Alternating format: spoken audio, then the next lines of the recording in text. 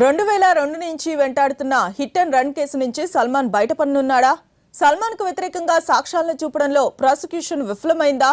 అయితే ఈ రోజు బాంబే హైకోర్టు తీర్పును ఎలా ఉండబోతోంది? హైకోర్టు తీర్పు కోసం బాలీవుడే కాదు, బాయ్జాన్ ఫ్యాన్స్ అంతా కూడా ఉత్కంఠగా ఎదురుచూస్తూ ఉన్నారు.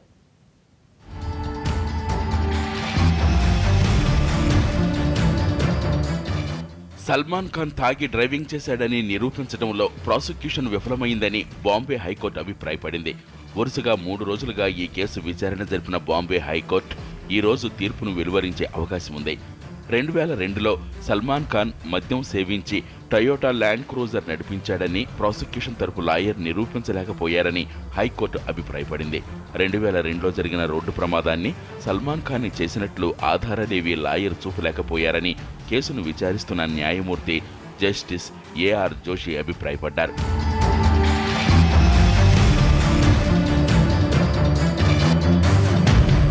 హిట్ అండ్ రన్ కేసులో సల్మాన్ను దోషిగా తేలుస్తూ సెషన్స్ కోర్టు ఈ ఏడాది మే 6న తీర్పునిచ్చింది. సల్మాన్కు 5 ఏళ్ల జైలు శిక్ష విధించింది. దీంతో సల్మాన్ ఖాన్ హైకోర్టును ఆశ్రయించారు. ఈ కేసును విచారించిన హైకోర్టు న్యాయమూర్తి జస్టిస్ ఏఆర్ జోషి ప్రత్యక్ష సాక్షి సల్మాన్ బాడీగార్డ్ అయిన రవీంద్ర పటేల్ సాక్ష్యాన్ని రికార్డు చేశారు. సల్మాన్ను కేసులో ఇరికించేందుకు పటేల్ సాక్ష్యం చెప్పినట్లు ఉందని న్యాయమూర్తి అభిప్రాయపడ్డారు. పటేల్ సాక్ష్యం నమ్మశక్యంగా లేదని, సాక్ష్యంలో ఆయన చాలా విషయాలను జోడించారని తెలిపారు. ఎఫ్ఐఆర్లో సల్మాన్ డ్రైవింగ్ చేస్తున్నట్లు పేర్కొనని పటేల్ సాక్ష్యంలో మాత్రం తాగి బండి నడిపినట్లు చెప్పాడని అభిప్రాయపడ్డారు.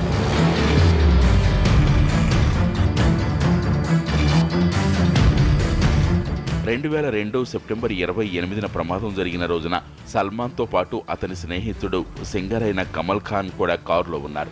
ఆయన సాక్ష్యాన్ని కూడా హైకోర్టు పరిశీలించింది.